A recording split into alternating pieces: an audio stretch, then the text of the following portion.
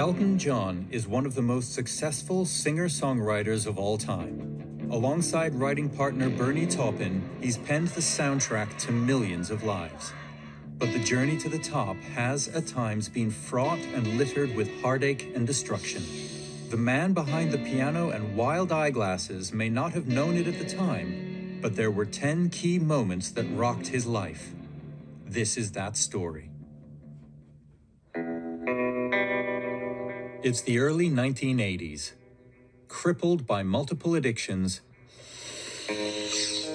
Elton's life is spinning out of control. Then, in 1984, he makes a decision.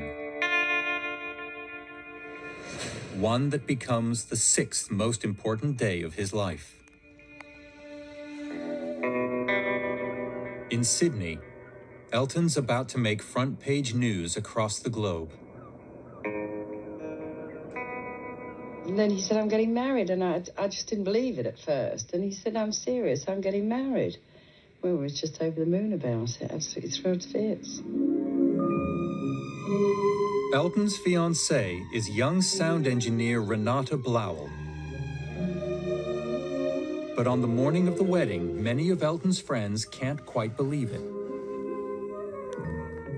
I only met her once, so I never really knew her very well. But when we did hear of this impending marriage, those associated with Elton, we were gobsmacked, basically. And many close associates, and I won't mention any names, they just found it hilarious. Rod Stewart's manager sent me this telegram.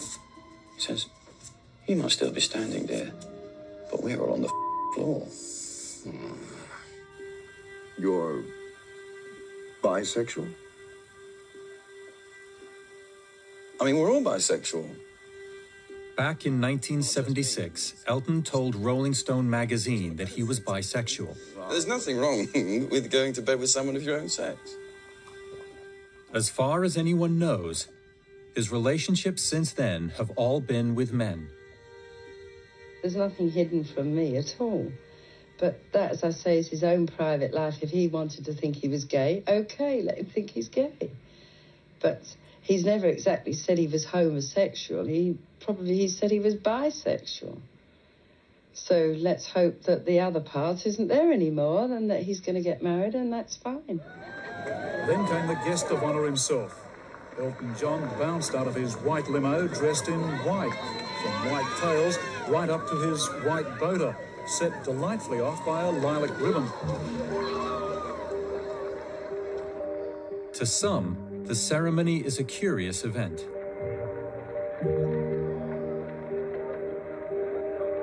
I knew people who went to the wedding in Australia who told me that people were sitting there, hiding behind their order of service, sniggering and giggling, because they couldn't believe what he was doing.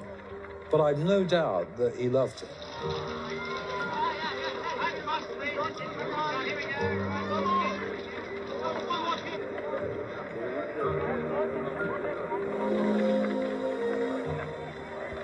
So, after 37 years as a bachelor, why get married? Well, I'd never found the right person to marry before, and now I have. And it was just a question of circumstances, which unfortunately looked like at one time that we wouldn't be able to. But everyone in this country has been so understanding and so great. And it's great to be married here, actually. It's fantastic.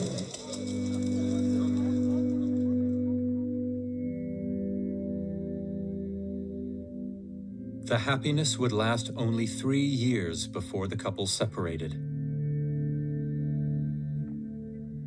Only later would Elton admit the real reason for the marriage, opening his heart in a 1994 interview.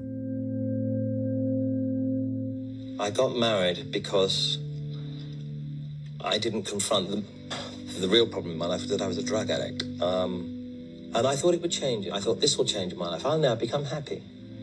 But the problem was that when I got married, I still stuck to cocaine up my nose. I still drank a bottle of scotch a day. Nothing changed. With the marriage over, Elton finally accepts his true sexuality. But being openly gay is sometimes difficult. In particular, the press see Elton as fair game. Often their stories are trivial. But in 1987, one British newspaper publishes shocking allegations about the star's personal life. They broke him down, they bullied him, and they tried to ruin him. February 25th, 1987 would become the 7th earth-shattering day of Elton's life. The Sun claims that in the 9 months up to April 1986, Elton had attended orgies with underage teenage male prostitutes. They broke him down, they bullied him, and they tried to ruin him. There's sort of stories of a lurid sex scandal, rent boys, and all that sort of thing.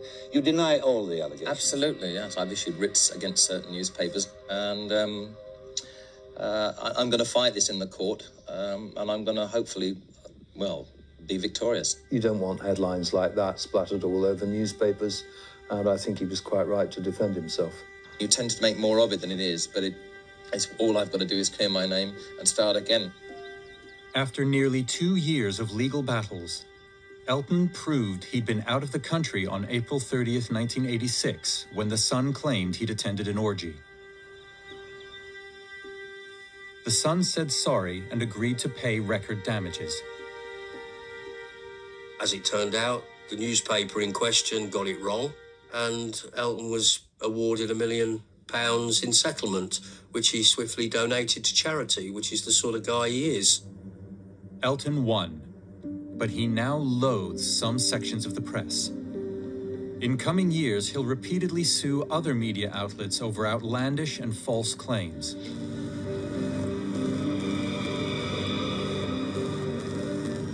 Some stories, though, are founded on truth. At the end of the 80s, Elton's addictions are slowly breaking him.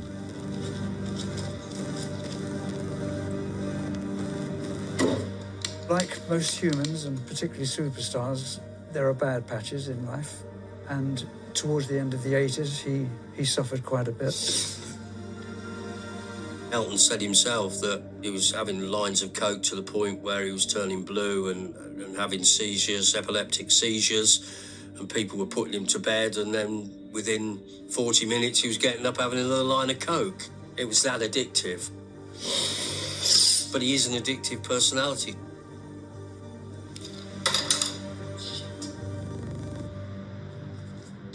We were in the middle of one of our many interviews in my time at the BBC, and he said, "Will you excuse me, I need to go to the toilet."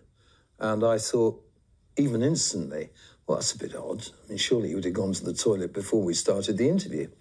And then the penny dropped, and it was quite obvious that he was leaving us on a semi-regular basis throughout the interview to go and load up with some more Peruvian marching powder.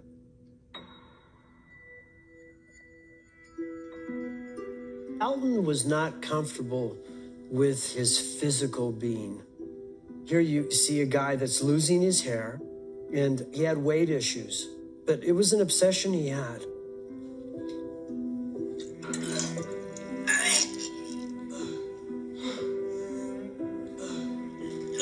When you're throwing up, ramming your fingers down your throat, and you're eating, and doing grams of coke and 2 bottles of scotch a night, you don't have a lot of self-esteem.